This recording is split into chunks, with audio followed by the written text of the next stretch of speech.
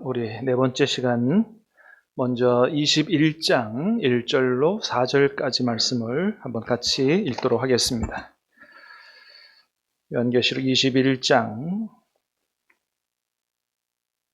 1절로 4절까지 저와 여러분이 한 절씩 말씀을 교독해서 받들어 읽도록 하겠습니다. 또 내가 새 하늘과 새 땅을 보니 처음 하늘과 처음 땅이 없어졌고 바다도 다시 있지 않더라.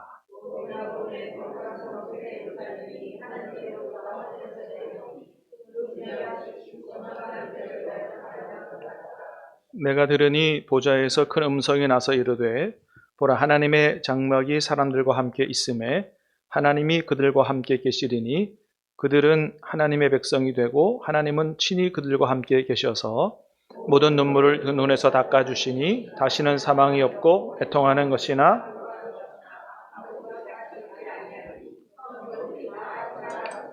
이러라. 아멘. 자, 우리가 이제 좀 시간이 오래 지났습니다만은 가능하면 세 번째 주 우리 전문 강사 모셔서 말씀 듣는 그 주간에 듣고자 하니까 한 달에 한 번씩 들었는데 연속성이 좀 없습니다만은, 그래서 오늘 이제 1장부터 전체를 한번 쭉 훑고 지난번에 남았던 21, 22장 우리 말씀을 듣도록 그렇게 하겠습니다. 여러분 만들어드린 자료를 보시면서 전체 구조를 파워포인트에 만들어 놨는데 한번 띄워주시기 바랍니다. 자, 여러분 이제 지금까지 들었던 말씀을 한번 이렇게 머릿속에 한번 되뇌어 보시길 바랍니다. 그러면 요한계시록이 어떤 책이고 1장부터 끝장까지가 어떤 내용으로 쫙 흘러간다는 게 좀 감이 잡히실 거라고 생각하는데, 여러분 1장에는 어떤 말씀이 있어요? 계시록의 주체이신 예수님의 영광스러운 모습. 여러분 예수님은 2000년 전에 십자가에 죽으셨어요. 그죠? 부활하셨습니다. 승천하셨습니다. 예. 그런데 모두가 그걸 확고하게 믿고 있지는 않을 수 있잖아요. 예. 예수님 십자가에 죽으셨는데 부활하신 걸 못 본 성도들도 있고, 그러면 부활했다고 하고 승천했다고 그러는데 하늘에서 어떤 모습으로 계시는가? 잘 감이 안 잡히거나 모르는 사람도 있고. 근데 요한계시록을 주시면서 제일 먼저 어떤 모습을 보여주신다고요? 영광스러운 부활 승천하신 이후에 영광 가운데 계시는 예수님의 모습을 보여줘요. 그래서 지금부터 예수님이 교회들에게 주시는 요한계시록의 이 모든 말씀은 누구의 말씀이다? 부활하여 승천하여 영광 중에 계시는 예수님께서 친히 주시는 말씀이라는 사실을 잘 보여주고 있죠.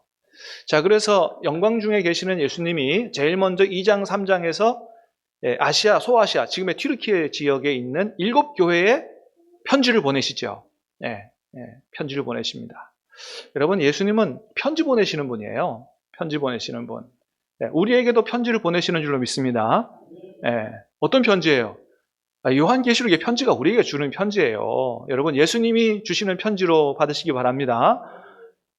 자, 근데 2장, 3장을 읽어보면 7교회에 편지를 주시는데 어떤 내용들이 있냐면 크게 두 가지예요. 뭐예요? 잘못한 부분에 대해서 호되게 책망하시는 내용도 있고, 특별히 두 교회는 책망은 하나도 없고 칭찬만 하는 교회가 있다. 어떤 교회? 서머나 교회, 빌라델피아 교회. 그래서 주님이 편지를 보내시는데 막 불꽃 같은 눈으로 다 보고 계시면서 막 책망하는 교회는 막 호되게 책망해요. 응? 토하여 버리리라 막 이렇게 미지근하면 토하여 버린다 그러고, 첫사랑을 회복하지 않으면 촛대를 옮긴다 그러고 막 엄청나게 책망하세요. 칭찬과 책망이 섞여 있어요. 근데 그렇게 하시는 이유가 뭐예요? 그 교회를 사랑하시기 때문이에요. 믿습니까? 네, 사랑하시기 때문이에요.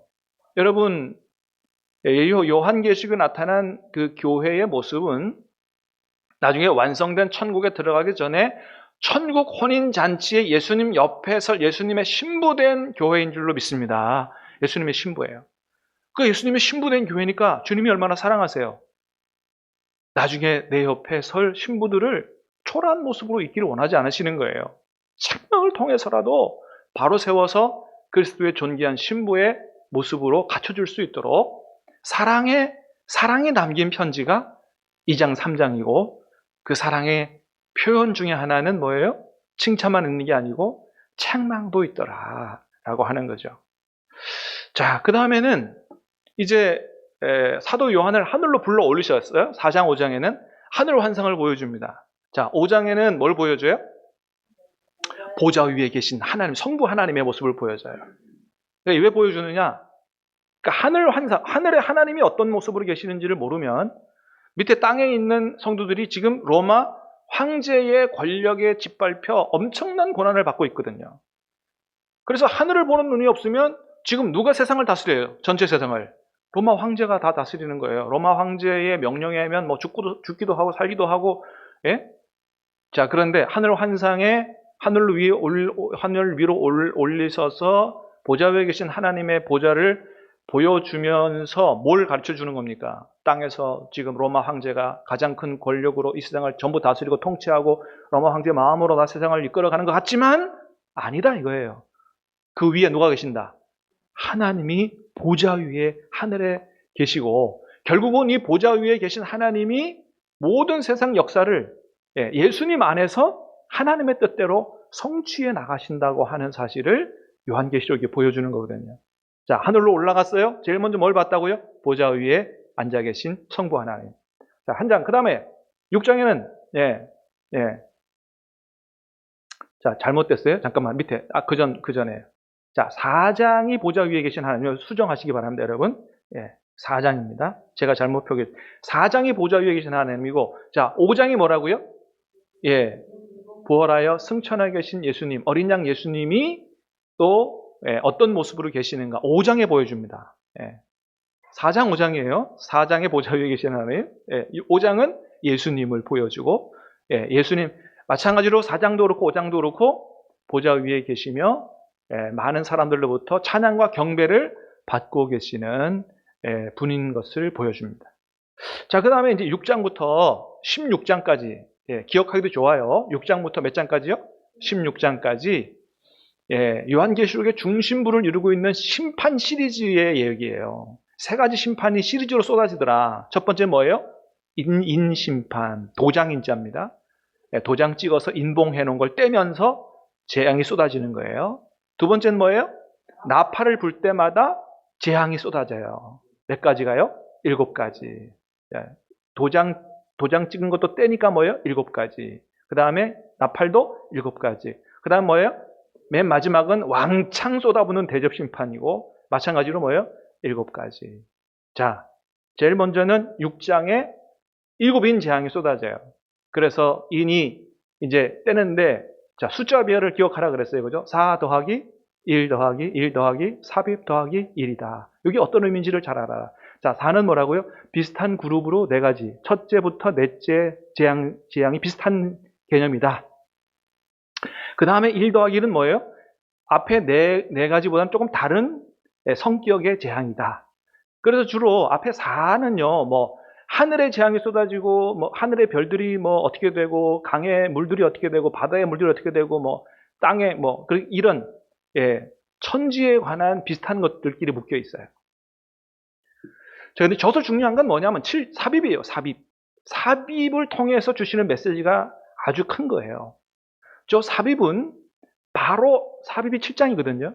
삽입은 항상 그 바로 앞에 나온 그 장의 맨 마지막에 있는 말씀에 대한 해답이에요. 응답이에요. 그래서 4 더하기 1 더하기 1. 그러니까 저 삽입 앞에 있는 장이 몇 장이에요? 6장이거든요. 6장. 6장. 물론 4 더하기 1 다 6장이에요. 자, 6장 끝에 17절에 어떤 말씀이 있다고요? 인심판 시리즈가 왕창 쏟아지는데 이 진노의 큰 날에 누가 능히 설 거냐? 다 죽겠습니다. 이런 염려가 나온 거예요. 하나님 이렇게 쏟아부으시면 이거 다 죽습니다. 누가 과연 살겠습니까? 여기에 대한 응답이 뭐예요? 7장이에요. 그러니까 7장은 심판에 대한 내용이 아니에요. 그 심판 중에 뭐예요? 구원받는 사람들에 대한 이야기예요. 거기에 구원받는 사람들이 몇 명으로 되어 있어요? 14만 4천 명이 나오는 거예요.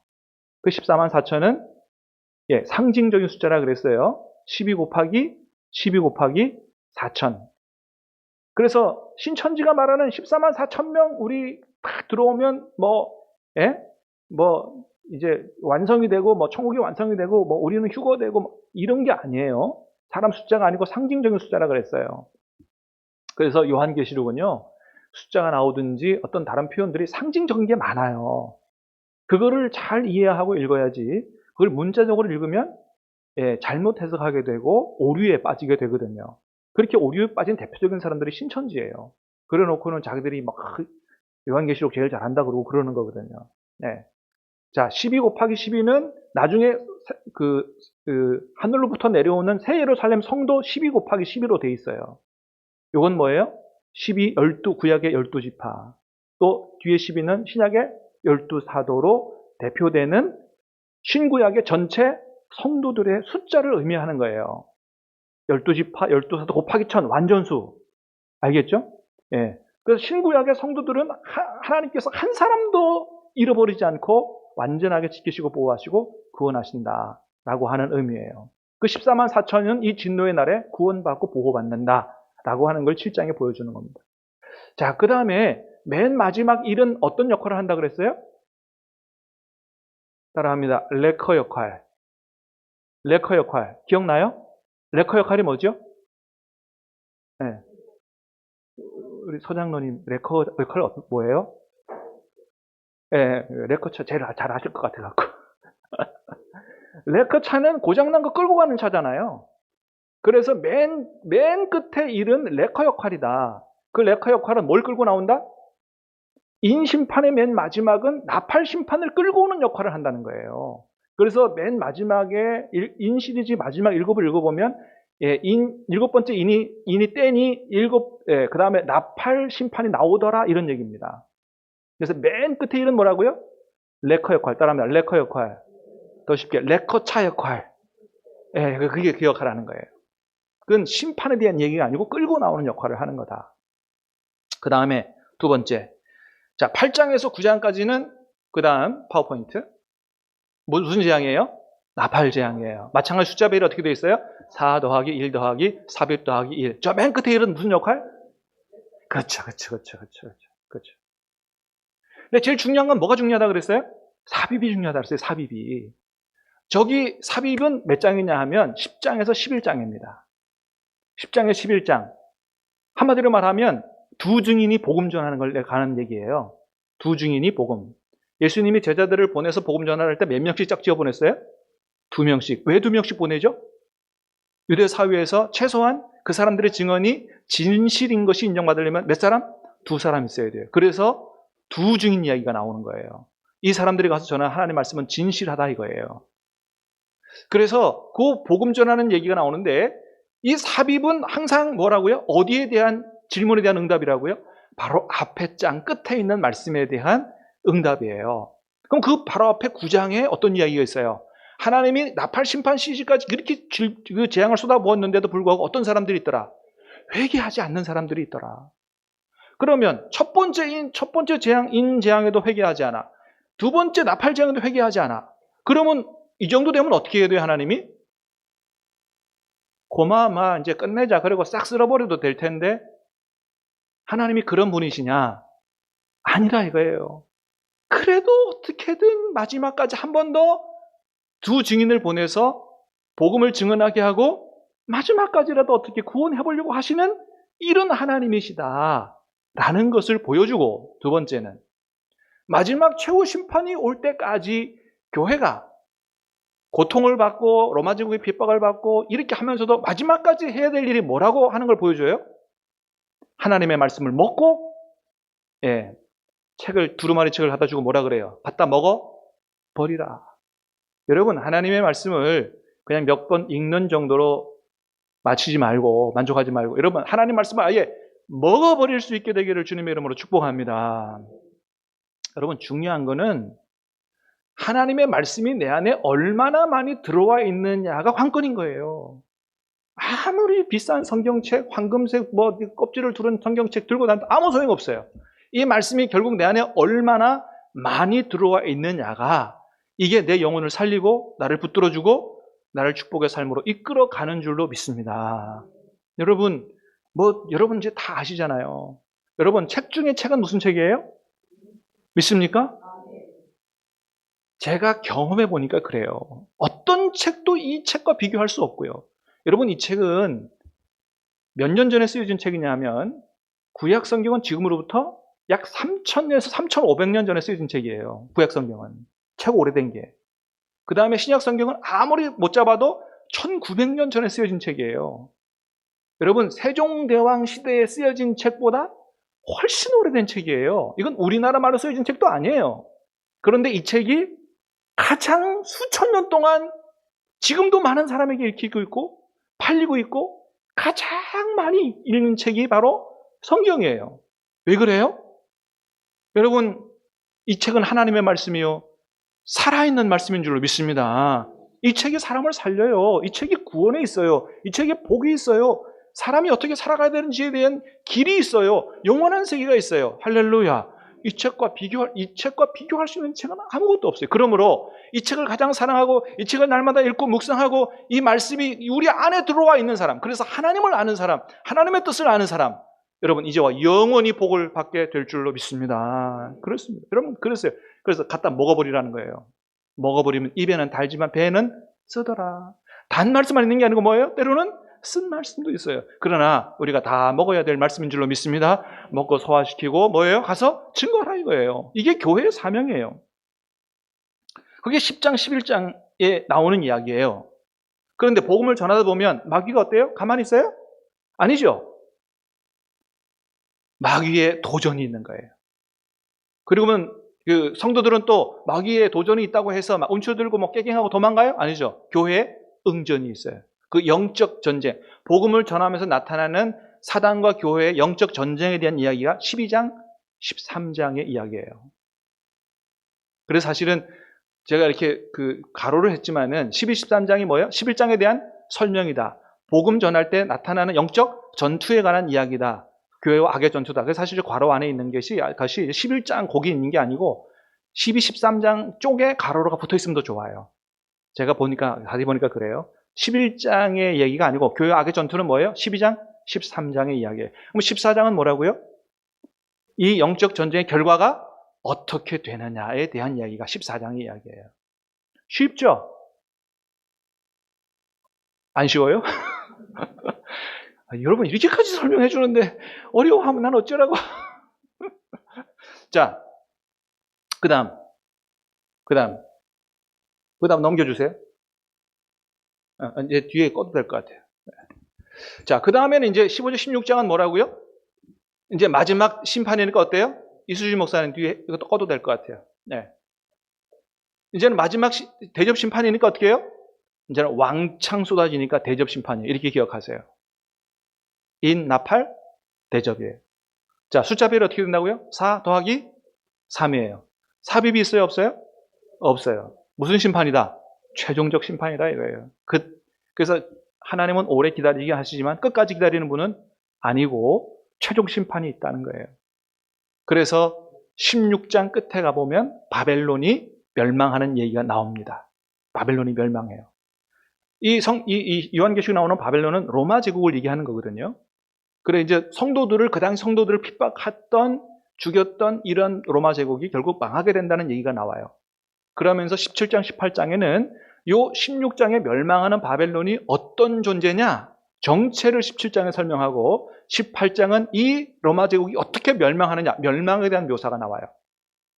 자, 17장은 뭐라고요? 이 바벨론의 정체가 뭐냐? 그 다음에 18장은 뭐라고요? 이 바벨론이 어떻게 완전히 무너지느냐에 대한 멸망에 대한 묘사가 나와요. 그 다음에 바벨론이 무너지고 나서 19장은 뭐라고요? 어린 양의 혼인잔치가 준비돼요. 혼인잔치가 준비되면 신랑이 먼저 입장해요? 신부가 먼저 입장해요?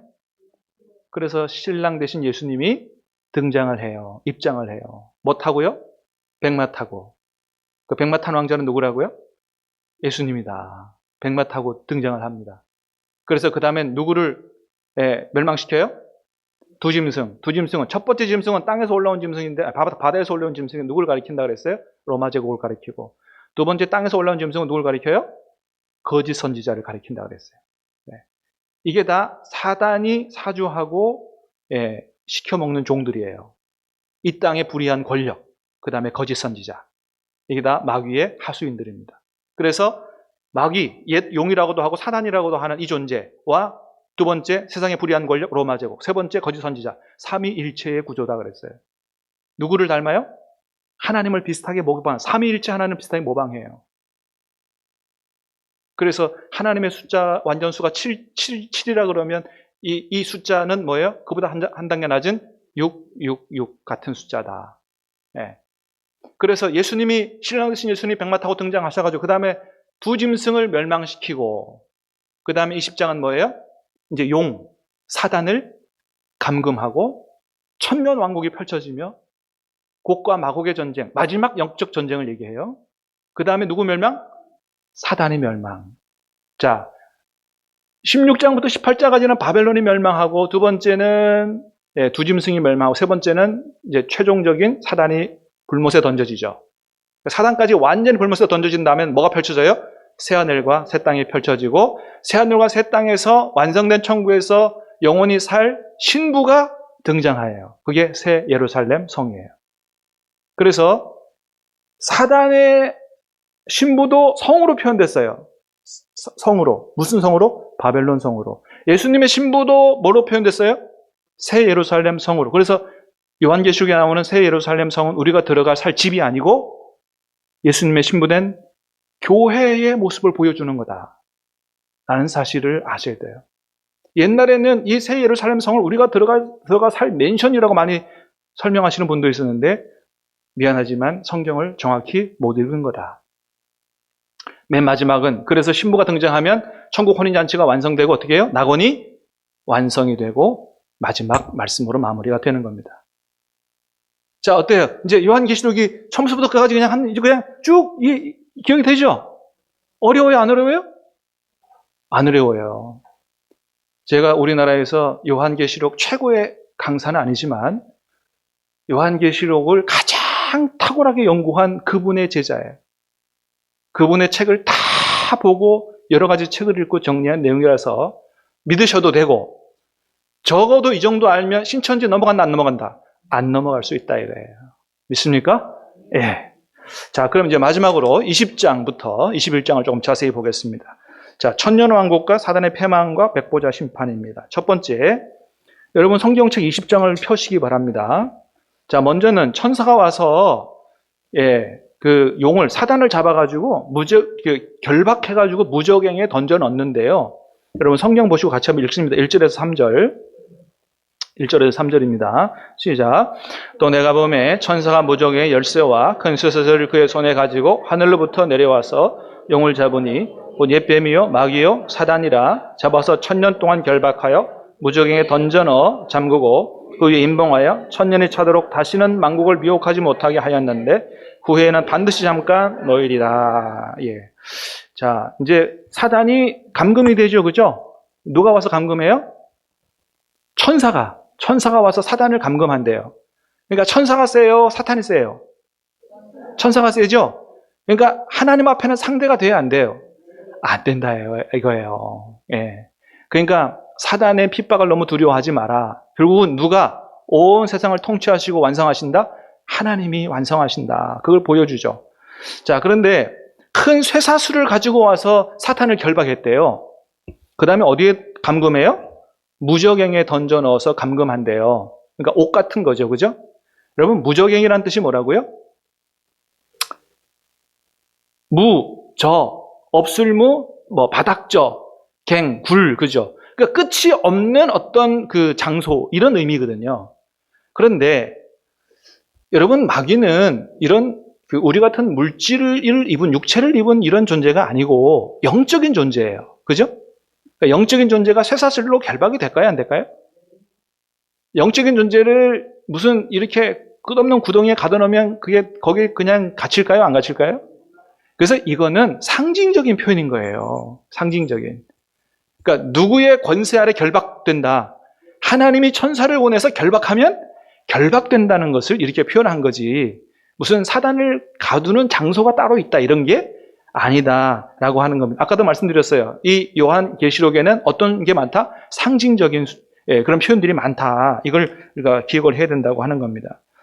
그래서 12장에서는 복음 전하는 교회와 이 사단이 영적 전투를 벌이는 마치 사자 같은 이런 모습으로 나타났는데, 여러분 오늘 본문에 보니까 뭐예요? 천사에게 결박당하는 종이 호랑이 같은 모습으로 나타나고, 나중에는 결국 사단이 불못에 던져지는 걸 보면 하나님과 대항하여 싸우고 하나님의 백성인 교회와 대항하여 싸우는 결과는 어떻게 된다? 사단이 완전히 멸망하게 된다고 하는 것을 요한계시록을 통해서 그 당시 핍박당하고 있는 교회에게 주시면서 위로하시는 거예요. 소망을 갖는 거예요. 이들이 지금 이런 악한 세력에 의해서 핍박을 당하고 때로는 순교를 당하고 하지만 최후 승리는 누가 얻는다? 하나님과 하나님의 백성이 얻는다라는 소망을 주시면서 위로하시는 게 요한계시록의 목적이다. 두 번째는 천년왕국이 나오잖아요. 그죠? 천년왕국.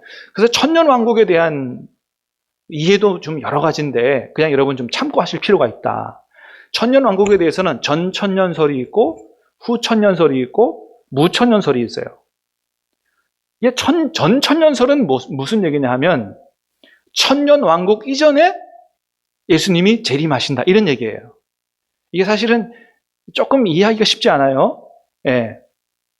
마치 전천년설은 예수님 전에 천년왕국이 펼쳐진다 이렇게 생각할 위험이 있지만 그게 아니고 뭐예요?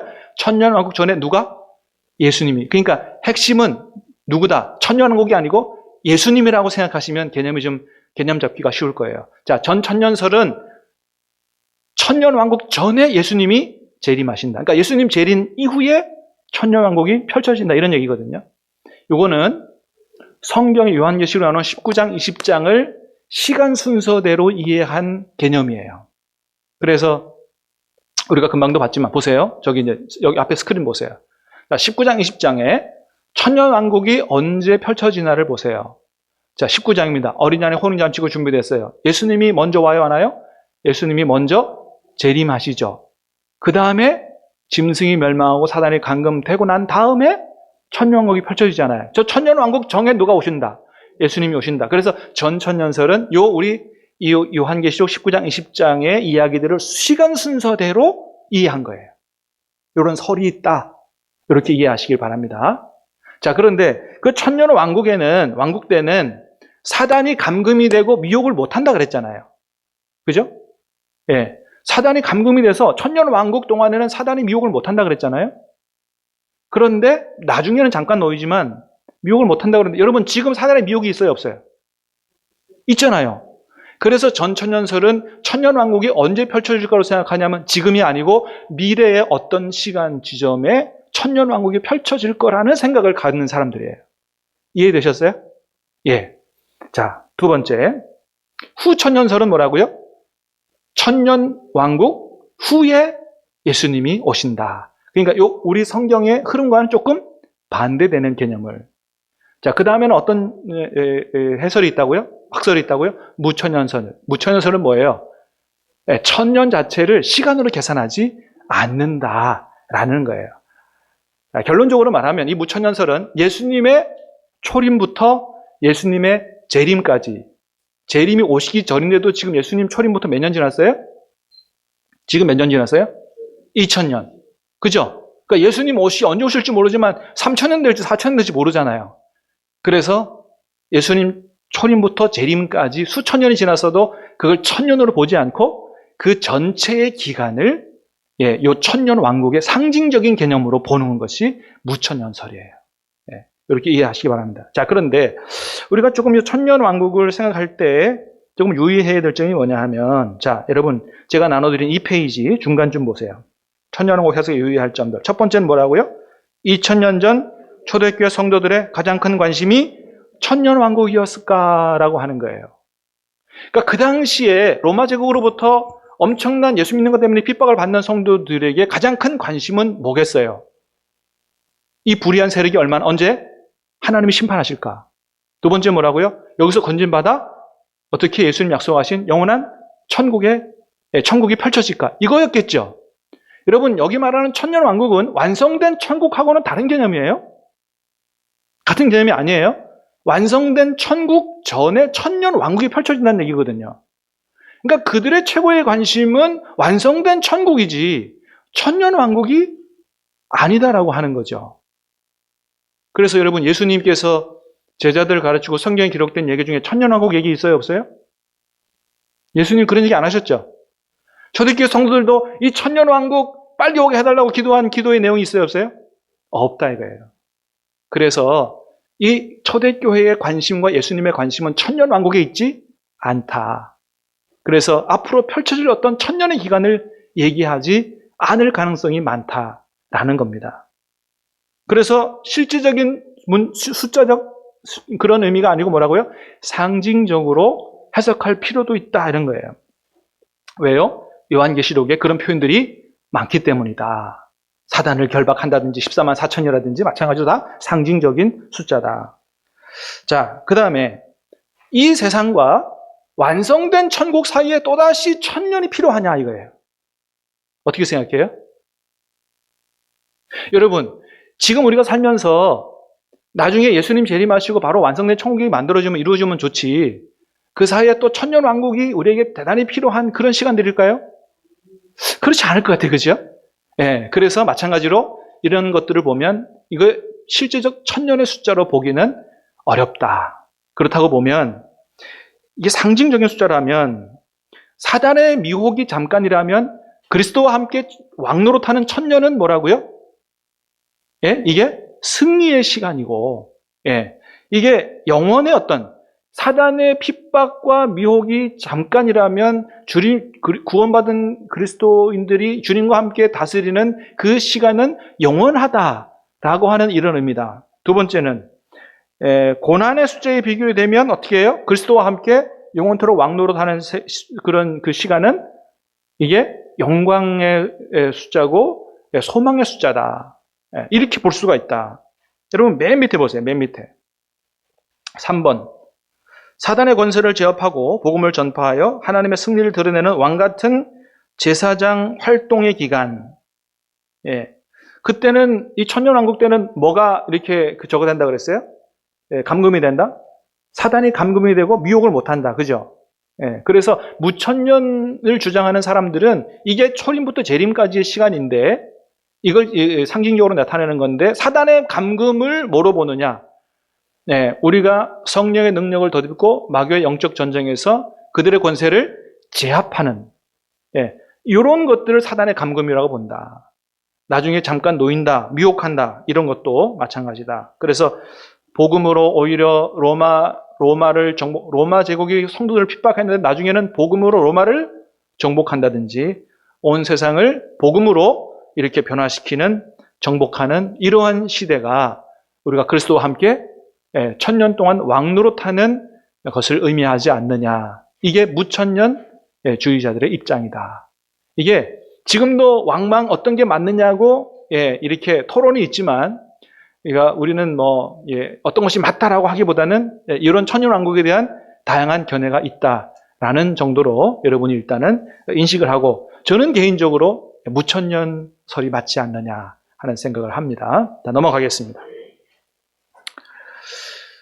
자, 그 다음엔 곡과 마곡의 전쟁, 사단의 궁극적 멸망입니다. 자, 마지막에 이게 곡과 마곡의 전쟁이 나오는데 이거는 에스겔 38장, 39장을 배경으로 한 거예요. 거기 보면 곡이라고 하는 마곡 땅에 왕이 있어요. 요 사람이 강력한 연합 군대를 형성해서 바벨론 포로로부터 돌아온 이런 이 사람들을 공격하게 되는 이 전쟁하는 이야기가 나와요. 자, 결과는 어떻게 된다고요?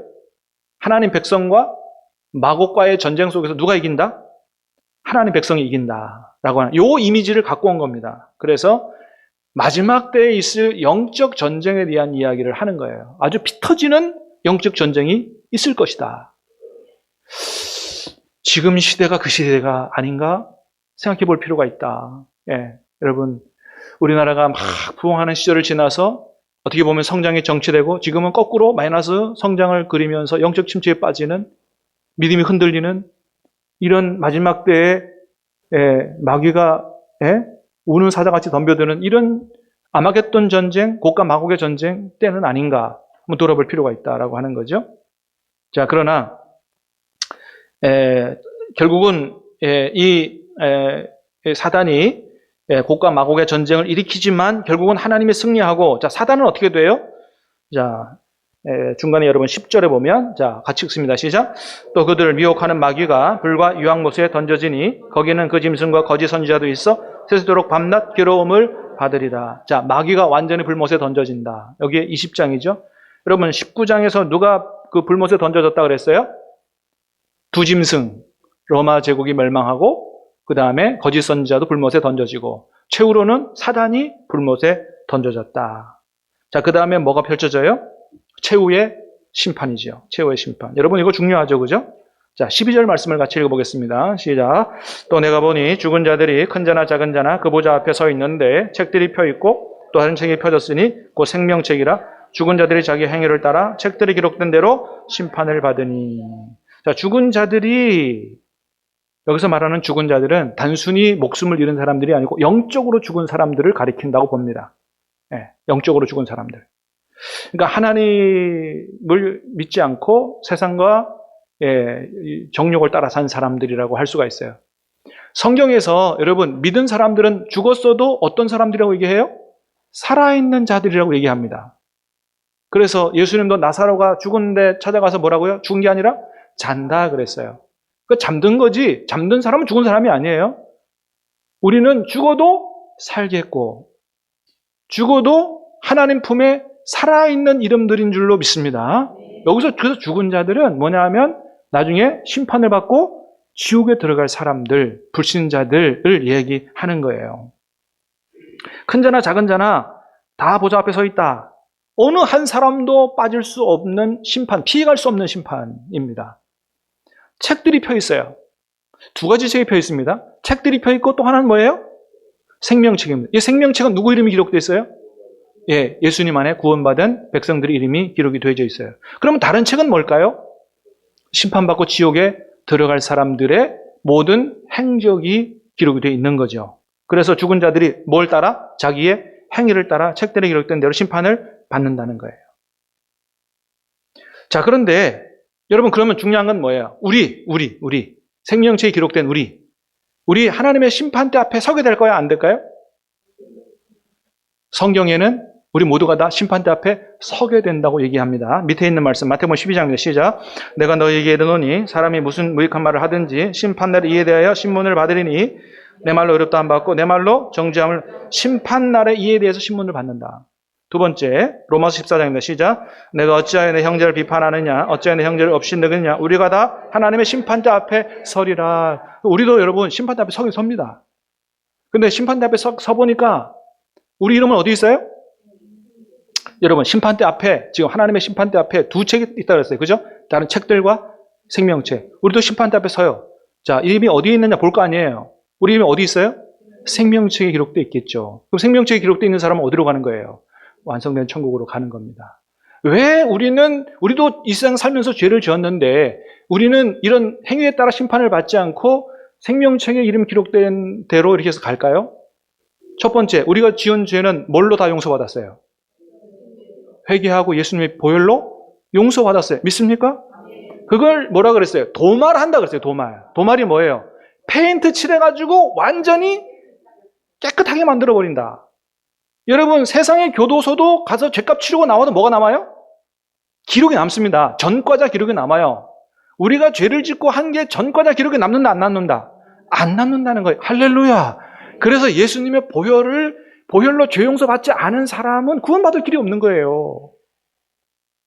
그래서 예수님의 보혈이 중요한 거예요. 우리의 모든 죄를 다 씻어 흔적이 안 남도록 한다는 거예요. 그 책들에 있는 우리의 모든 죄들을 싹 지워버린다.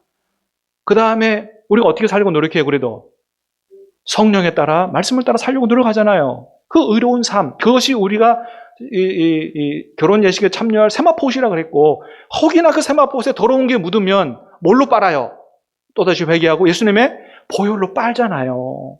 그러니까 심판대 앞에 서도 당당하게 어디로 들어갈 수 있는 거예요?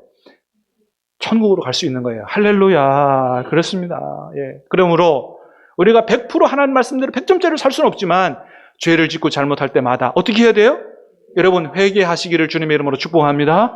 누구든지 자기 죄를 자백하면 주님의 하나님께서 우리를 정결케 하시고 새롭게 하신다고 약속하셨어요. 이게 얼마나 큰 복음이냐 이거예요. 그래서 우리에게 복음은 두 가지다. 예수님의 보혈도 복음이요, 성령의 도우심도 복음이요. 예, 얼마나 큰 복음인지 모른다는 거예요. 자, 그 다음에 사망과 음부조차도 불못에 던져지니, 그 다음 펼쳐지는 21장에서 새하늘과 새 땅에서는 사망이 있어요, 없어요? 없어요. 그래서 사망이 없다는 얘기가 21장에 나오는 거죠. 자, 새하늘과 새 땅을 보겠습니다.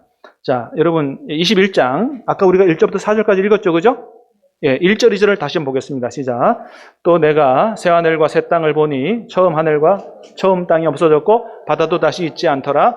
내가 보매 거룩한 성 새 예루살렘이 하나님께로부터 하늘에서 내려오니 그 준비한 것이 신부가 남편을 위하여 단장한 것 같더라. 자, 이제 새하늘과 새 땅이 펼쳐져요. 그러니까 이제 뭐 바벨론도 멸망했어요. 이제 거짓 선지자도 멸망했어요. 그 다음에 사단도 멸망됐어요. 그 다음에 사망과 음부도 없어졌어요. 새하늘과 새 땅이 펼쳐지는 겁니다. 더러운 것들, 악한 것들 다 제거하니까 새로운 새 땅이 펼쳐져요. 그럼 이 새하늘과 새 땅은 어디에 펼쳐지느냐? 중요한 거는. 여러분, 새하늘과 새 땅이 어디에 펼쳐질까요? 지구에 펼쳐질까요? 아니면 지구 아닌 다른 어떤 우주 공간에 펼쳐질까요? 그러니까 이게 이제 많은 관심이잖아요.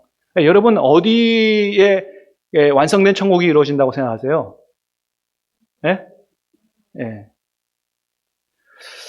여러 가지 얘기가 있지만, 여러분, 이제 21장, 22장을 잘 읽어보면, 이 땅에 새하늘과 새 땅이 펼쳐질 가능성이 많습니다. 그럼 이제 궁금해 하시는 분들이 있어요. 아니, 그러면 역사적으로 수천 년이 지났는데, 이 땅에 살던 수많은 사람들 다 부활하면, 지구가 좁아 터져서 어떻게 사느냐? 별 걱정을 다 하시네. 우리 하나님은 어떤 하나님이요? 하나님 말씀 한마디면 지구가 100배, 1000배 늘어나요. 믿습니까? 그럼 뭘 우리가 그런 걱정해요? 하나님께서 하실 텐데. 우리를 위한 것처럼 누가 예비하세요? 하나님이 예비하신다고 그러고 예수님이 예비하신다고 그랬는데 왜 그런 걱정을 해요? 걱정할 필요가 어디 있어요? 어쨌든 간에 여러분 여기 새 하늘과 새 땅이라는 표현의 새, 이 새라는 말은 헬라어 카이노스라는 말이에요. 이게 어디에 쓰였냐면 고린도후서 5장 17절에 쓰였어요. 자, 어떤 말씀이에요? 누구든지 그리스도 안에 있으면 새로운 피조물이다 할 때 쓰인 단어예요. 자, 그럼 보십시다. 새 것이라고 하는 데는 두 가지 의미가 있어요. 하나는 헌 것을 수선해서 새롭게 하는 게 있어요. 그죠? 예, 그걸 완전히 깨끗하게 새 차처럼 만들어 볼 수 있어요. 그럼 옛날에 고물이었지만, 새 것이네? 자, 또 하나는 뭐예요? 헌 것을 완전히 버려버리고 새 차를 산 새가 있어요. 그죠? 그래서 우리가 예수님 안에 새롭게 됐다는 얘기는 예수님 안에서 하나님이 우리를 어떻게 새롭게 하신 거예요? 우리를 완전히 없애고 다른 존재를 만드셨어요? 헌 것을 수선해서 새롭게 한 것이잖아요. 이런 의미가 새하늘 새 땅에 쓰였다. 그럼 반대로 다른 얘기를 예를 들어서 예수님이 새 포도주는 새 부대에 넣어야 된다고 했어요. 거기에 새 부대에 쓰인 새는 다른 종류의 새예요. 그래서 새 포도주는 옛날 그 흐물흐물해지는 그 포도주를 다시 기워서 쓰는 게 아니고 뭐예요? 아주 다른 새 것을 준비해야 된다라고 할 때 쓰인 그건 네우스예요. 그래서 의미가 다른데 새하늘과 새 땅은 하나님이 우리를 새롭게 하셔서 우리를 사랑하셔서 우리를 새롭게 고쳐서 새롭게 하신 것처럼 하나님은 처음 창조하신 이 하늘과 땅을 다 파괴시켜버리고 다른 공간을 만드시는 게 아니라 마찬가지로 원래 만드신 온 우주 만물을 새롭게 하셔서 하나님이 원래 창조하신 그 질서를 회복하시는 것이 요한계시록 마지막에 나타나 있는 그림이다 라고 하는 것입니다. 자, 그 다음에 새 예루살렘의 기원 모양 규모입니다. 새 예루살렘은 뭐라고요? 예수님의 신부 어린 양이 여러분 21장 9절을 보세요. 21장 9절 성경을 보겠습니다. 9절, 10절, 자, 두 절을 보겠습니다. 시작. 7 대접을 가지고 마지막 7 재앙을 담은 7 천사 중 하나가 나와서 내게 말하여 이르되 이리 오라 내가 신부 곧 어린 양의 아내를 내게 보이려 하고 성령으로 나를 데리고 크고 높은 산으로 올라가 하나님께로 하늘에서 내려오는 거룩한 성 새 예루살렘을 보이니. 자, 하늘에서 내려오는 거룩한 성 새 예루살렘이 누구라고 말했어요? 어린 양, 신부 곧 어린 양의 아내. 그러니까 우리가 들어가 살 집이 아니에요. 뭐라고요? 예수님의 신부인 아내 교회를 보여주는 겁니다. 예. 자, 그러면 왜 예수님의 신부인 교회를 건물 이미지로 보여줬느냐? 예? 원래 다른 성경에도 교회를 건물로 묘사했어요. 예. 그래서 여러분 에베소서 2장 20절을 보면 밑에 있습니다. 2번에 시작. 너희는 사도들과 선지자들의 터 위에 세우심을 입은 자라. 그리스도 예수께서 친히 모퉁이 돌이 되셨느니라. 그의 안에서 건물마다 서로 연결하여 주 안에서 성전이 되어가고. 그렇습니다. 그래서 이 교회가 처음에 누구 터 위에 세워졌어요? 사도들과 선지자들의 터 위에, 사도들이 전한 복음의 터 위에 세워졌다는 거예요. 자, 터가 있어요. 그 다음에는 그러면 이게 터를 잡고 건물을 세울 때 뭐가 필요해요? 모퉁이 돌이 필요하잖아요. 그 모퉁이 돌이 누구예요? 예수. 그래서 교회는 누구에 의해서, 누구를 시작해서 세워진 거예요. 그래서 예수님 없는 교회는 교회가 아닌 거예요.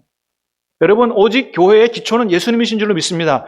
사도들이 보관한 그 전한 복음, 예수님의 복음, 그것으로 인해서 예수님에 대한 고백으로 세워진 그 모인 사람들이, 예, 그게 교회고, 참된 교회고, 그걸 뭘로? 건물을 세우는 이미지로 얘기한 거예요. 그래서 21절에 보니까 뭐라 하세요? 그 안에서 건물마다 서로 연결하여. 여기 건물은 뭐예요? 성도 한 사람 한 사람을 이야기한 거예요. 그래서 하나님의 성전이 되어간다. 그래서 교회가 예수님을 모퉁이 돌로 말미암아 세워진 그 신앙 고백 공동체, 그 교회가 건물이고 하나님의 성전인데, 그래서 진짜 하나님의 성전은 옛날 실제 건물로 세운 하나님의 예루살렘 성전이 진짜 성전이 아니고, 진짜 하나님이 거하시는 성전은 뭐라고요? 예수님을 고백하는 성도들의 공동체가 하나님이 거하시는 성전이라고 말하는 거예요.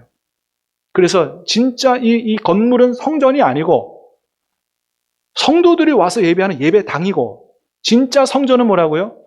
저와 여러분 개인이나 저와 여러분의 공동체가, 우리 모임이 하나님이 함께 임재하시는 성전인 줄로 믿으시기를 바랍니다. 그렇습니다. 그래서 성전 건축을 한다라고 할 때 건물 성전만 잘 지으면 되는 게 아니고 진짜 뭘 잘 지어야 돼요? 우리의 믿음 성전을 잘 지어야 된다. 그게 에스라가 일으킨 신앙개혁 운동이라 이거예요. 그래서 성전 건축하다가 성도들 시험 들고 떠나가고, 절대 그런 성전 건축하면 안 된다는 겁니다. 성전 건축을 왜 해요? 우리의 믿음 성장을 위해서 성전 건축을 하는 거지, 뭐 건물 자랑하려고 성전 건축하는 게 아니기 때문에 그렇습니다. 자, 그 다음에 3절에 보니까, 아까 이제 여러분 11절 보세요. 2장 11절. 자, 시작. 하나님의, 성경 보세요. 21장 11절. 시작. 하나님의 영광이 있어 그 성의 빛이 지극히 귀한 보석 같고 벽옥과 수정같이 맑더라. 그래서 어떤 이미지로 새 예루살렘 성을 표현했어요? 보석의 이미지예요. 왜 보석의 이미지예요? 영광, 성도의 영광, 존귀함, 순결, 이런 거를 담았다. 네. 큰 성 바벨론에 대한, 여러분 17장에 보면 묘사하는데 아주 사치스럽게 묘사합니다. 그거하고 성도들의 모습을 굉장히 다르게, 단아하게 그렇게 보여주고 있죠. 자, 그 새 예루살렘 성에 12문이 있다 그랬어요. 그죠? 12문. 그죠? 자, 12절입니다. 시작. 크고 높은 성곽이 있고 12문이 있는데 12천사가 있고 그 문들 위에 이름을 썼더니 이스라엘 자손은 12지파의 이름이다. 12문에는 뭐가 있어요? 12지파. 그 다음에 여러분 14절입니다. 시작. 그 성의 성곽에는 12기초석이 있고 그 위에는 12사도의 12이름이 있더라. 그러니까 여러분 이 성을 건축으로 이렇게 건물로 생각했는데 그 기초의 12기초는 뭐라고요? 사도들. 왜 기초가 사도들이에요? 아까 2장 20절 읽었잖아요. 에베소서. 사도들의 터 위에 세우심을 입었다 이거예요. 그 다음에 그 문은 12지파다. 이거 뭘 보여주는 겁니까? 구약의 12지파와 신약의 12사도로 대변되는 예수님을 영접한 하나님의 백성들의 모습을 보여주는, 어린 양의 안내를 보여주는 거지 우리가 들어갈 살 집을 보여주는 게 아니다. 자, 성곽은 몇 규빗이라고 그랬어요? 144 4규빗 12 곱하기 12. 다 상징적인 숫자잖아요. 성 가운데 누가 계세요? 하나님이 어린 양과 함께 계신다. 그래서 여러분 완성된 천국은 무슨 황금길 보석집 이런 게 아니고 누구와 함께 거하는 거다. 하나님과 함께 거하는 것이 천국의 본질이다. 이걸 보여주는 거예요. 그러므로 여러분 완성된 천국만 천국이 아니고 지금도 하나님이 함께 계시고 하나님과 동행하는 사람은 천국을 맛보아 누리게 되는 줄로 믿습니다. 그게 천국의 본질이기 때문에 그래요. 그래서 여러분 날마다 말씀과 기도로 주님과 교제하라는 의미가 거기 있어요. 거기에 모든 게 다 있어요. 생명이 있어요. 복이 있어요. 능력이 있어요. 지혜가 있어요. 거기 다 있다는 거예요. 이 복을 누리고 살아야 되지. 이 복을 못 누리고 그냥 교회만 다니면 안 된다. 예. 마지막입니다. 생명의 낙원. 이제 완성된 이제 천국이죠.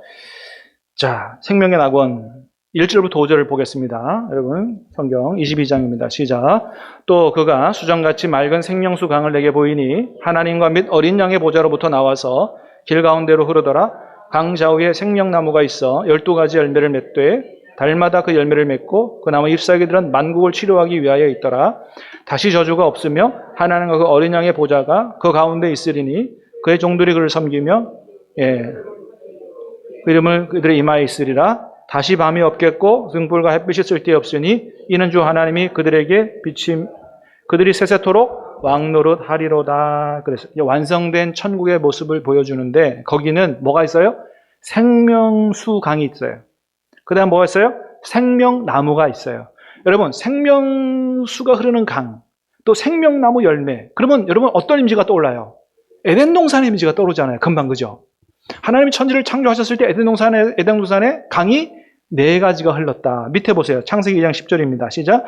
강이 에덴에서 흘러나와 동산을 적시고 거기서부터 갈라져 내 근원이 되었으니. 그래서 에덴 동산에 강이 흘렀다. 그 다음에 에덴 동산에 또 뭐가 있었어요? 선악을 알게 하는 생명나무 열매가 있었잖아요. 그래서 하나님이 그 에덴을 이제 완성한 천국은 어떤 이미지로 회복하냐 하면 첫 번째 창조하셨던 에덴 동산의 이미지로 회복한다는 것을 볼 수가 있어요. 자, 그의 얼굴을 보게 될 것이다. 역시 천국의 핵심은 누구 만나는 거다? 하나님 만나는 거다. 세세토록 왕노릇 하리로다. 여러분 창세기 1장에도 하나님이 이 인간을 창조하고 나서 명령하신 게 있어요. 뭐예요? 생육하고 번성하여 땅에 충만하라. 땅을 정복하라. 다스리라. 그 다스리는 뭐예요? 왕 같은 제사장으로. 그렇다고 해서 우리가 마음대로 막 파괴하는 게 아니고 뭐예요? 하나님의 대리 통치자라 이거예요. 하나님의 마음과 지혜로 생명을 살리는 왕 같은 존재가 되라는 거예요. 이런 왕 같은 존재가 마지막 날에 완성된 천국에서도 있게 된다. 자, 그러면 생명수강이 흘러요. 생명나무가 있어요. 왕 같은 제사장의 삶이 펼쳐져요. 에덴 동산이 인간의 죄로 말미암아 파괴되고 멀어졌던 것이 다시 예수님 안에서 완성된 천국에서 회복되는 것으로 보는 겁니다. 그래서 예수님이 재림하시면 성경에도 보면 우리가 공중으로 올라가 예수님을 만난다 그랬잖아요. 그래서 휴거도 나오고 그러잖아요. 공중으로 올라가 예수님을 영접하는 거지 거기서 다시 또 다른 우주 공간 어디로 가서 완성된 천국이 이루어지는 게 아니고 공중으로 올라가 예수님을 영접하고 하나님이 새롭게 하시는 새하늘과 새 땅에서 영원히 에덴 동산의 회복을 누리며 살게 되는 하나님의 첫 창조의 회복이 마지막에 완성된 천국에서 펼쳐진다는 것으로 요한계시록은 우리에게 완성된 천국을 보여주고 있다라고 하는 것입니다. 자, 마지막 이제 요한계시록 결론은 이 예언은 신실하다. 두 번째, 경배는 누가 받는다? 사도 요한이 이 요한계시록을 전해주는 천사 앞에 절하려고 그랬어요. 근데 천사가 뭐라 그래요? 나도 종인데 나한테 절하지 말고 누구에게만? 하나님께만 경배해라.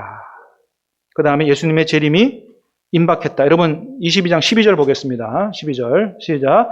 보라 내가 속히 오리니 내가 줄 상이 내게 있어 각 사람의 그가 행한 대로 갚아주리라. 예수님은 뭐 주시는 분이라고요? 상 주시는 분이다 그랬어요. 구원의 마지막 초청입니다. 17절 시작. 성령과 신부가 말씀하시기를 오라 하시는도다. 듣는 자도 오라 할 것이요 목마른 자도 오라 할 것이요 원하는 자는 값없이 생명수를 받으라 하시더라. 천국 문은 활짝 열려 있어요. 누구든지 와서 예수 믿으면 들어갈 수 있는 것입니다. 그런데도 안 오네.